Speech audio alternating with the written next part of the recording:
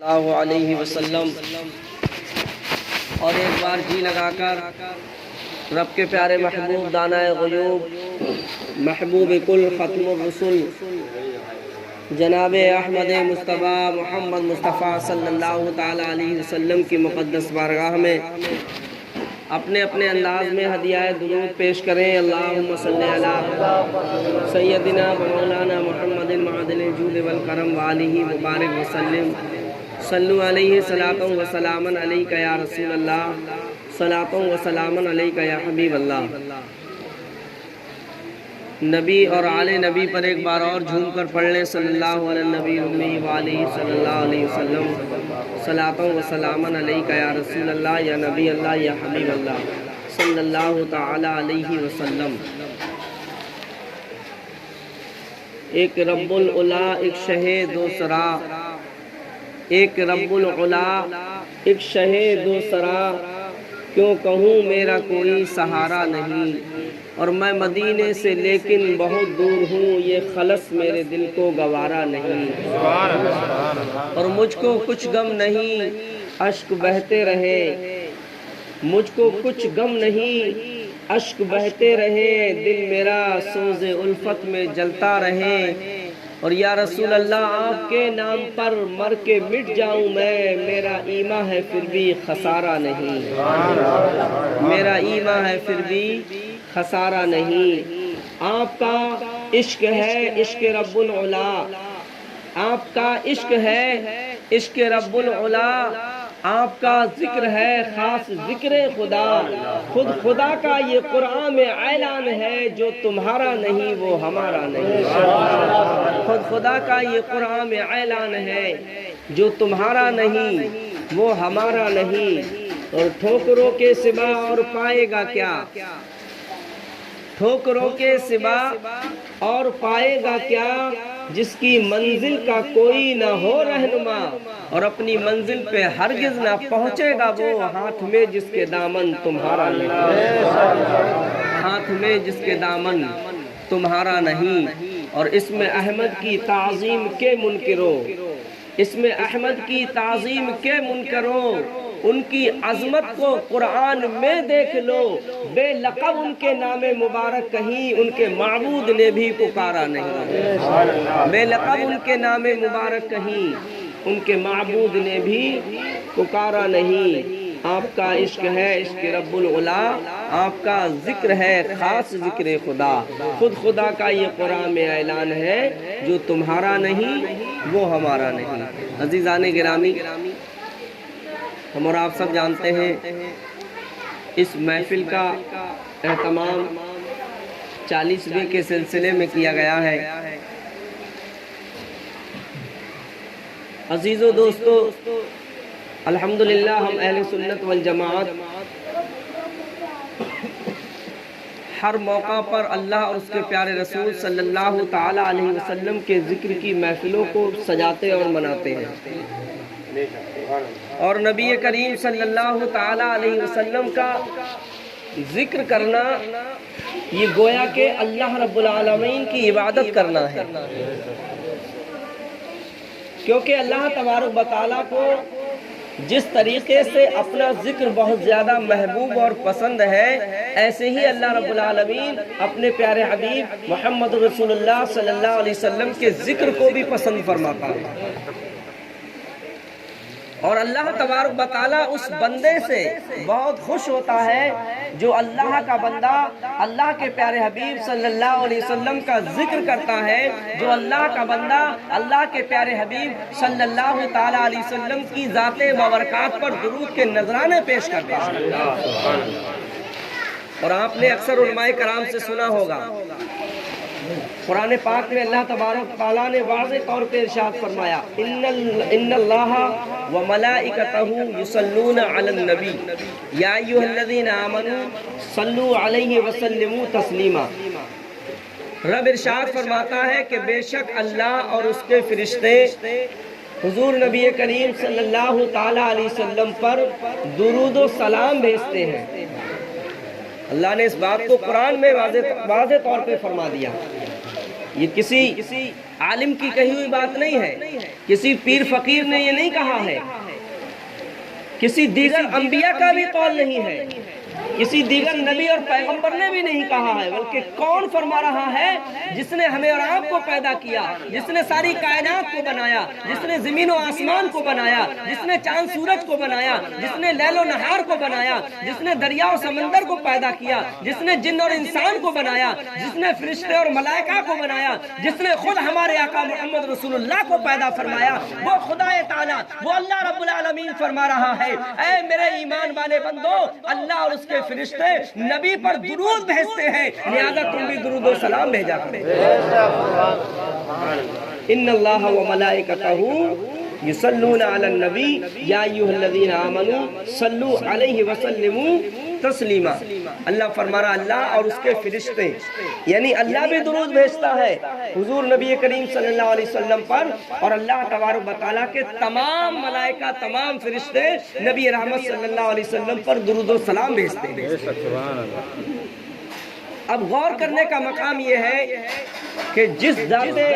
بابرکات پر اللہ درود بھیجے، اس کے فرشتے درود بھیجے، تو ہم غلاموں کو کتنی کثیر تعداد میں درود بھیجنا چاہیے، اس کا فیصلہ آپ خود کر سکتے ہیں۔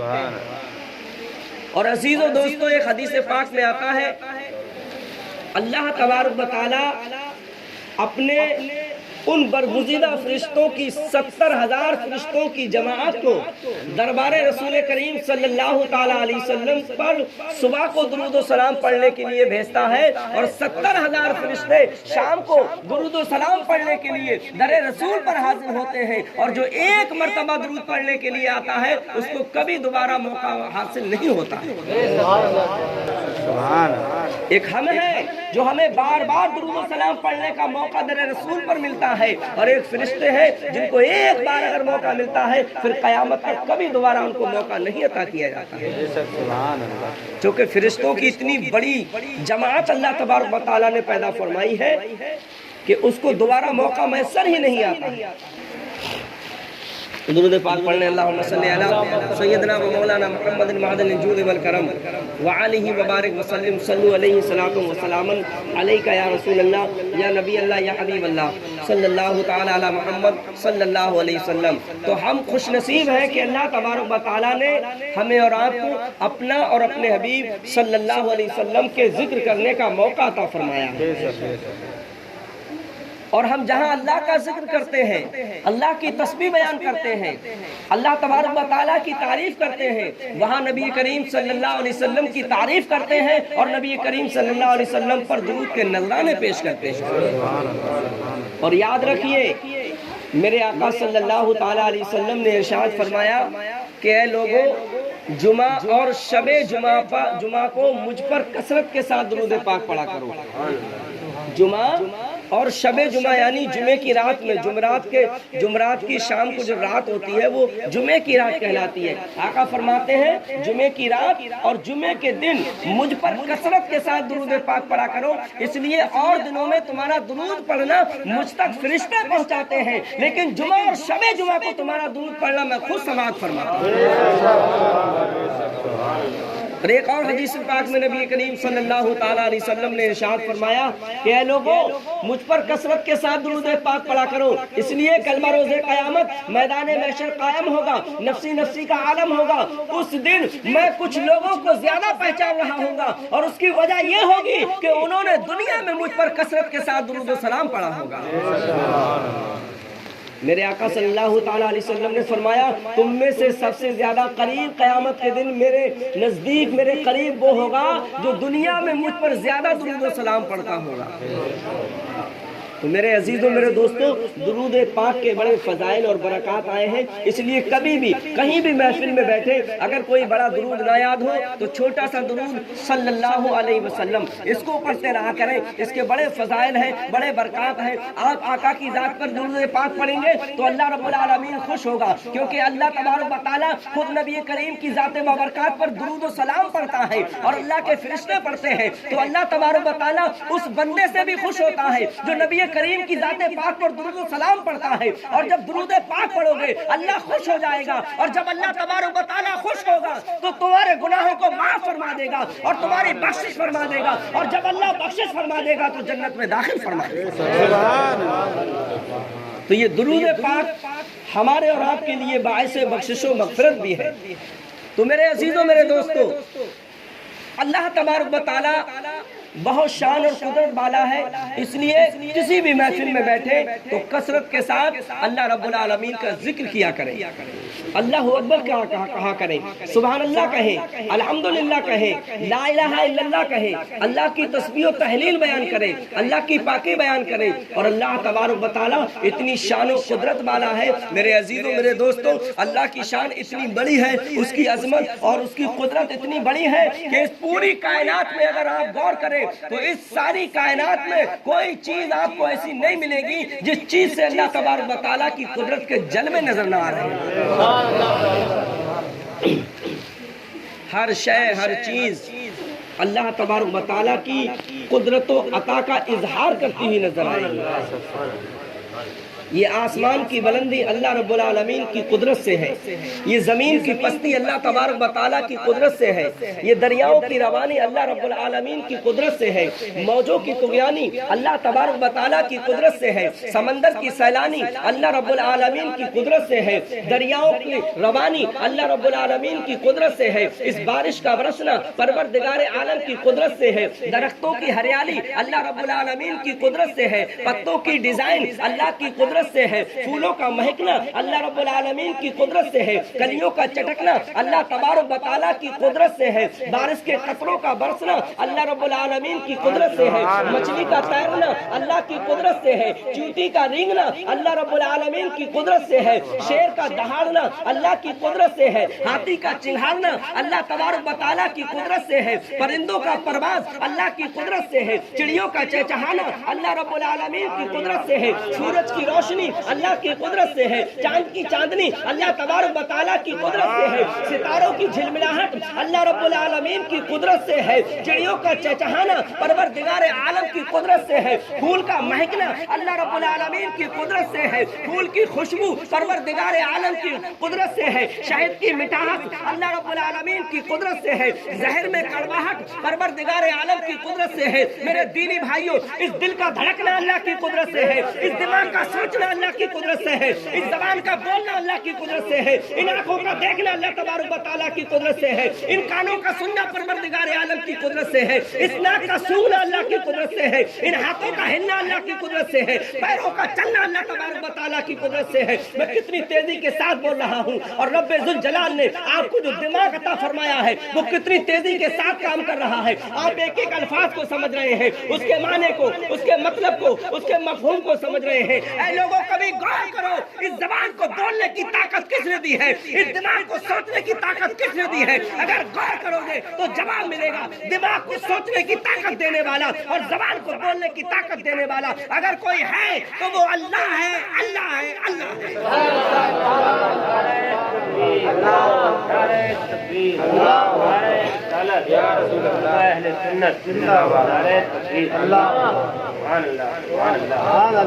اللہ بڑی قدرت کا مالک ہے، بڑی شان کا مالک ہے، بڑی شوکت کا مالک ہے، بڑی عزت کا مالک ہے، بڑی رفعت کا مالک ہے، بڑی بلندیوں کا مالک ہے۔ اللہ وہ ہے، جب ہم کچھ نہ تھے تو اللہ تبارک و تعالیٰ نے ہمیں وجود بخشا۔ ہمارا خالق اللہ ہے، مالک اللہ ہے، رازق اللہ ہے، ستار اللہ ہے، غفار اللہ ہے، قہار اللہ ہے، جبار اللہ ہے۔ سب کچھ اللہ ہے اور سب کچھ اللہ کا ہے۔ تو اللہ تبارک و تعالیٰ کی قدرت پر غور کیا کرو۔ جو بارش برستی ہے، کبھی آپ نے سوچا یہ کون برسا رہا ہے؟ اس پانی میں اتنی رفتار کس نے دی ہے؟ اللہ تبارک و تعالیٰ نے اس میں ایک خاص قسم کی طاقت اور قوت کو رکھا ہے، جو فصل کے واسطے اللہ تبارک و تعالیٰ آسمان سے نازل فرماتا ہے، جس سے ہماری فصلیں سرسبز و شاداب ہوتی ہیں اور جن کو کھا کر کے ہم زندہ ہوتے ہیں۔ تو میرے عزیزوں، کبھی غور کرو، اس بارش کو برسنے کی طاقت کس نے دی ہے؟ اور زمین سے اس طرح کے گلے اور میوے اور پھل اور پیڑ پودے پروردگار عالم نے کس شان و شوکت کے ساتھ ہمارے اور آپ کے فائدے کے لیے پیدا فرمائے۔ اس کی بنائی ہوئی چیزوں پر غور کیا کرو۔ اب پیڑ کے پتوں کی ڈیزائن کو دیکھا کرو، ہر پیڑ کے پتے کی الگ الگ ڈیزائن ہوگی۔ آپ نے دنیا میں ہزاروں طرح کے پیڑ پودے دیکھے ہوں گے، لیکن کسی پیڑ کا اور کسی پودے کا پتا آپ کو ایک جیسا ملتا ہوا نظر نہیں آئے گا۔ اتنے سارے پیڑوں کے پتوں کو الگ الگ ڈیزائن دینا، الگ الگ رنگ دینا، الگ الگ ذائقے دینا، الگ الگ خوشبو دینا، الگ الگ ان کی تاثیر دینا، الگ الگ ان میں جو ہے مٹھاس دینا، الگ الگ کرواہٹ دینا، یہ سب اللہ تبارک و تعالیٰ کی قدرت کے جلوے۔ شہد کیا ہے؟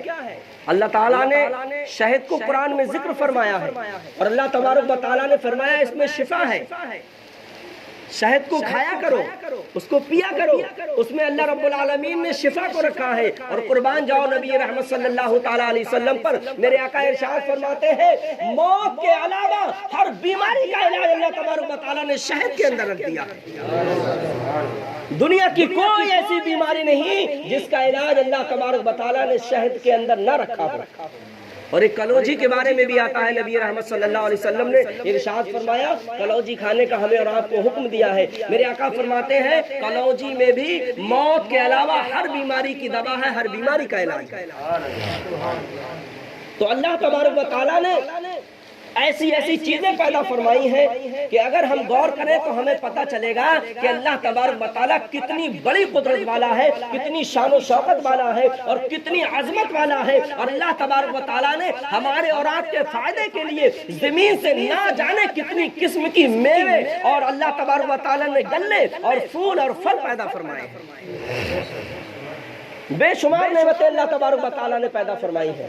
رب ذوالجلال خود قرآن پاک میں ارشاد فرماتا ہے وَإِن تَعُدُّوا نِعْمَتَ اللَّهِ لَا تُحْصُوهَا، اے لوگو اگر تم اللہ کی نعمتوں کو گننا چاہو، اللہ کی نعمتوں کو شمار کرنا چاہو، اللہ کی پیدا کی ہوئی نعمتوں اور دولتوں کو کاؤنٹ کرنا چاہو تو اے لوگو تم شمار نہیں کر سکتے۔ اور سورہ رحمان میں پروردگار عالم نے ارشاد فرمایا فَبِأَيِّ آلَاءِ رَبِّكُمَا تُكَذِّبَانِ، تم اپنے رب کی کس کس نعمت کو جھٹلاؤ گے؟ آپ کون سی نعمت کا انکار کر سکتے ہو؟ کیا ہے دنیا کا کوئی انسان جو سورج جیسی اللہ کی نعمت کا انکار کر دے، یا اس کی مثل کوئی دوسرا سورج بنا کر کے سامنے لا سکتا ہے؟ کوئی سورج کو اتنی روشنی دے سکتا ہے؟ کوئی چاند کو چاندنی دے سکتا ہے؟ کوئی اتنے بڑے سمندر کو بنا سکتا ہے؟ کوئی اتنی بڑی زمین کو بنا سکتا ہے؟ اور زمین پر پھر اللہ تبارک و تعالیٰ نے ایسے ایسے بلند پہاڑ پیدا فرمائے ہیں، کسی انسان کے بس کا یہ کوئی کام نہیں ہو سکتا۔ اور اللہ نے ان سب کو پیدا فرمایا، اور اللہ تبارک و تعالیٰ نے ان سب کو پیدا کرنے کے لیے نہ کسی سے مشورہ مانگا ہے، نہ ہی کسی سے مدد مانگا ہے۔ سب کچھ اللہ رب العالمین نے اپنی قدرت کاملہ سے پیدا فرمایا ہے، اور اللہ کے لیے کوئی مشکل نہیں ہے۔ ہمارے اور آپ کے لیے ہر کام مشکل ہے،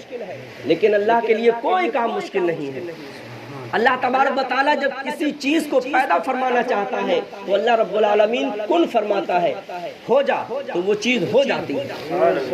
اللہ نے لفظ کن سے اس کائنات عالم کی تخلیق فرمائی۔ تو میرے عزیزوں، میرے دوستوں، جس پروردگار عالم نے اتنی نعمتیں ہمیں دی ہیں، اتنی دولتیں ہمیں دی ہیں، اگر ہم اپنے وجود پر غور کریں، اپنے جسم میں دیکھیں تو ہمارے جسم میں بھی اللہ تبارک و تعالیٰ کی ہزاروں نعمتیں، ہزاروں احسانات اللہ تبارک و تعالیٰ کے ہمارے جسم میں نظر آئیں گے۔ یہ زبان اللہ نے دی ہے، اس کا احسان ہے۔ کان اللہ نے دی، اس کا احسان ہے۔ اللہ نے دماغ دیا، اس کا احسان ہے۔ اللہ تبارک و تعالیٰ نے لاکھوں نعمتیں ہمارے جسم کے اندر موجود کر دی۔ تو عزیزو دوستو، جس اللہ نے ہمیں سب کچھ دیا ہے، ہمیں چاہیے کہ اس پروردگار عالم کا ذکر کریں۔ حق بنتا ہے نا اس کے ذکر کا۔ جس اللہ نے سب کچھ دیا، آج ہمارا حال کیا ہے؟ اگر ہمیں کوئی 10 روپے دے دینا تو ہم زندگی بھر اس کا احسان نہیں بھولتے ہیں۔ اگر کوئی ہمارا کوئی کام بنا دے، ہمارے کچھ کام میں آ جائے تو ہم کبھی اس کا احسان نہیں بھولتے ہیں۔ لیکن رب کے لیے ہم کتنے فراموش ہو گئے۔ جس رب نے ہمیں سب کچھ دیا اس کو ہم نے آج فراموش کر دیا۔ آج ہمیں کوئی اس دولت میں سے کچھ حصہ دے دیتا ہے جو دولت اسے اللہ نے دی ہے، تو ہم اس کا احسان نہیں بھولتے ہیں۔ جس حقیقی خالق کائنات نے سب کچھ دیا ہے، آج ہم اس کو فراموش کر رہے ہیں، آج اس کے ذکر سے غافل ہیں، اس کی عبادت سے غافل ہیں، آج نمازوں کے وقت ہم پڑے سو رہے ہیں، آج اذان ہوتی ہے ہمیں کوئی مطلب نہیں، مسجد سے حی علی الصلاۃ حی علی الفلاح کی آواز آتی ہے اور ہم بالکل انجان بن جاتے ہیں جیسے ہم نے اس آواز کو سنا ہی نہیں۔ میرے عزیزوں، میرے دوستوں، آج مسلمانوں کی بربادی کا سبب صرف اور صرف یہ ہے کہ آج مسلمانوں نے اللہ اور اس کے رسول صلی اللہ علیہ وسلم کے طریقے کو چھوڑ دیا۔ آج عبادت سے اتنا دور ہو چکے ہیں ہم۔ آج مسلمانوں کا عالم یہ ہے کہ نئے نئے بہانے بنا کر کے لاتے ہیں کہ کام کی وجہ سے ہمیں وقت نہیں ملتا۔ عورتیں بہانہ بناتی ہیں بچوں کی پیدائش اور پرورش کی وجہ سے ہمیں موقع نہیں ملتا ہے کہ ہم اللہ تبارک و تعالیٰ کی عبادت کریں۔ میرے دینی بھائیوں، ہم یہ بھول جاتے ہیں کہ سیدہ طیبہ طاہرہ فاطمہ الزہرا رضی اللہ تعالیٰ عنہا نے بچوں کی پرورش نہیں کی۔ بولو، کیا زینب کو نہیں پالا؟ کیا حسن کو نہیں پالا؟ کیا حسین کو نہیں پالا؟ فاطمہ الزہرا رضی اللہ تعالیٰ عنہا نے بھی بچوں کی پرورش بھی کی ہے، بچوں کو جو ہے تعلیم بھی دی ہے، لیکن پھر بھی ایک لمحے کے لیے کبھی سیدہ طیبہ طاہرہ فاطمہ الزہرا رضی اللہ تعالیٰ عنہا اللہ تبارک و تعالیٰ کی عبادت سے اور اس کے ذکر سے غافل نہیں ہوئی ہیں۔ آج مسلمان ہیں بڑی آسانی کے ساتھ نماز فجر چھوڑ رہے ہیں، نماز ظہر قضا کر رہے ہیں، نماز عصر کو ترک کر رہے ہیں، نماز مغرب سے غفلت میں ہیں اور نماز عشاء بغیر پڑھے سو جاتے ہیں۔ میرے نبی صلی اللہ تعالیٰ علیہ وسلم نے ارشاد فرمایا، لوگوں، جس نے فجر کی نماز قضا کر دی، اللہ تبارک و تعالیٰ اس کے چہرے سے نور کو، رونق کو ختم فرما دیتا ہے۔ اور میرے نبی نے ارشاد فرمایا، جو ظہر کی نماز قضا کر دیتا ہے، اللہ تبارک و تعالیٰ اس کے رزق سے برکت کو ختم کر دیتا ہے۔ اور جو عصر کی نماز چھوڑ دیتا ہے، میرے آقا ارشاد فرماتے ہیں، اللہ تبارک و تعالیٰ اس کے جسم سے طاقت کو ختم کر دیتا ہے۔ اور رب کے محبوب ارشاد فرماتے ہیں، جس نے مغرب کی نماز قضا کر دی، مغرب کی نماز نہ پڑھی، مغرب کی نماز چھوڑ دی، رب کے محبوب فرماتے ہیں اس کی اولاد ناکارہ نکل جاتی ہے، نالائق نکل جاتی ہے، نافرمان نکل جاتی ہے۔ اور میرے نبی نے ارشاد فرمایا، جو عشاء کی نماز ترک کر دیتا ہے، اللہ تبارک و تعالیٰ اس کی نیند سے چین کو، آرام کو، سکون کو، راحت کو، قرار کو ختم فرما دیتا ہے۔ آج کروٹیں بدلتے ہیں بستروں پر، نیند نہیں آتی ہے، بعض تو نیند کی گولیاں کھا کر کے سو رہے ہوتے ہیں، لیکن بعضوں کو گولی کھا کر نیند آ جاتی ہے اور بعض تو ایسے ہیں جن پر گولی کا بھی اثر کچھ نہیں ہوتا ہے، گولی کھا کر کے بھی انہیں نیند نہیں آتی ہے۔ میرے دینی بھائیوں، ہمیں ہمارے نبی نے بڑا اچھا فارمولہ بتایا ہے، کوئی گولی کھانے کی ضرورت نہیں ہے، کوئی نشہ کرنے کی ضرورت نہیں ہے، کسی چیز کی فکر کرنے کی ضرورت نہیں ہے۔ تم اللہ تبارک و تعالیٰ کی بارگاہ میں سر کو جھکا لو، عشاء کی نماز پڑھو، عشاء کی نماز پڑھ کے جب بستر پر جاؤ گے تو تمہیں نیند آ جائے گی، اور نیند ایسی نہیں آئے گی، اللہ تبارک و تعالیٰ چین کی نیند سلائے گا اور اس سونے کو بھی اللہ تبارک و تعالیٰ عبادت میں شمار فرما لے گا۔ تو آج ہمیں ضرورت ہے میرے دینی بھائیوں کہ ہم اللہ کی عبادت کریں۔ آج مسلمانوں نے نماز کو ایسا فراموش کر دیا ہے جیسے ان پر نماز فرض ہی نہ ہوئی ہو۔ عزیزو دوستو، ہر عاقل بالغ مرد عورت پر 5 وقت کی نماز فرض ہے، اس سے کسی کو کوئی چھٹکارا نہیں مل سکتا۔ چند ایام ایسے ہیں جن پر ماں اور بہنوں کے لیے نماز کی معافی ہے، اس کے علاوہ ان پر بھی کسی وقت میں نماز کی معافی نہیں۔ آج ماں بہنیں بھی بڑی آسانی کے ساتھ نماز ترک کرتی ہیں۔ میرے عزیزوں، میرے دوستوں، کل کوئی عذر قیامت کے دن اللہ کے حضور ہم اگر پیش کریں گے تو وہ قابل قبول نہیں کیا جائے گا۔ نہ ہم یہ عذر پیش کر سکتے ہیں کہ ہم کو نماز نہیں آتی تھی، ہم نے نماز نہیں سیکھی، یہ عذر اگر ہم پیش کریں گے ہم نماز پڑھنا نہیں جانتے تھے، تب ہمارا میرے دینی بھائیوں قول جو ہے قابل قبول نہیں ہوگا۔ اللہ تبارک و تعالیٰ فرمائے گا، تمہیں نماز کیوں نہیں سیکھی؟ جب میرے محبوب نے علم سیکھنا تم پر فرض فرما دیا تو نماز کو کیوں نہیں یاد کیا؟ اور کوئی یہ بھی بہانہ نہیں کر سکتا کہ نماز سکھانے والے نہیں تھے، نماز بتانے والے نہیں تھے، نماز کا طریقہ بتانے والے نہیں تھے، نماز یاد کرانے والے نہیں تھے، یہ بہانہ بھی نہیں چل سکتا ہے۔ اس لیے آج قدم قدم پہ مدرسے ہیں، مسجدیں ہیں، عالم ہیں، مولوی ہیں، حافظ ہیں، قاری ہیں، مولوی ہیں، مجدد ہیں، مفکر ہیں، محدث ہیں، کوئی بھی یہ نہیں کہہ سکتا پروردگار عالم ہمیں نماز سکھانے والا کوئی نہیں۔ تو یہ عذر بھی قیامت کے دن قابل قبول نہیں کیا جائے گا۔ میرے عزیزو، اللہ کے رسول صلی اللہ تعالی علیہ وسلم نے فرمایا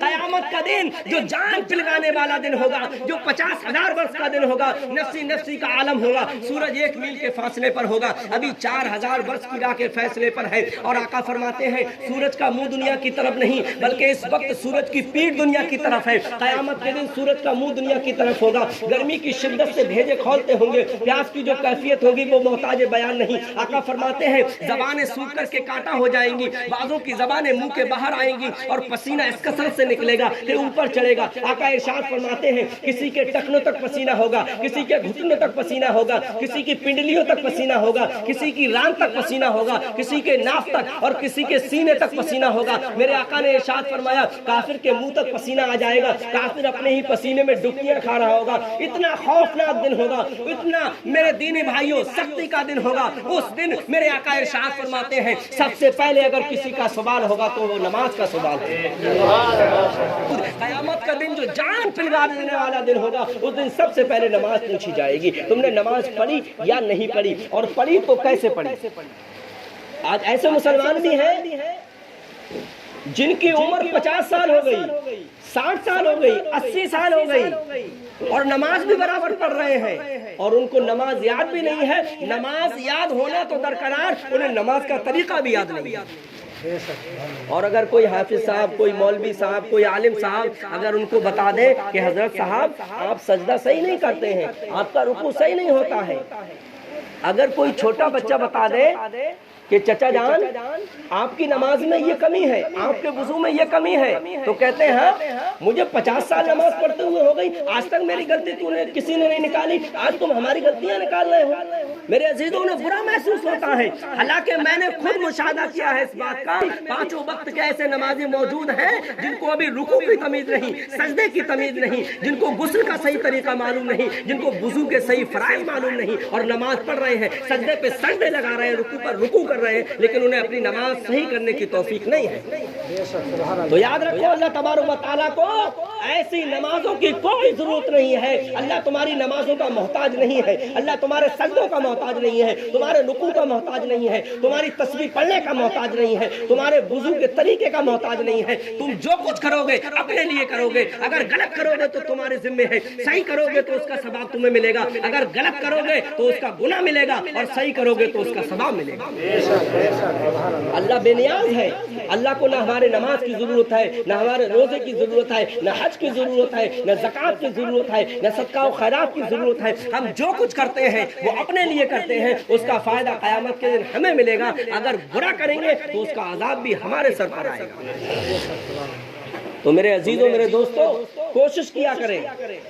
صحیح نماز کا طریقہ سیکھیں، غسل کا صحیح طریقہ سیکھیں، اور ان محفلوں میں یہ سب باتیں نہیں بتائی جا سکتی۔ آپ اپنے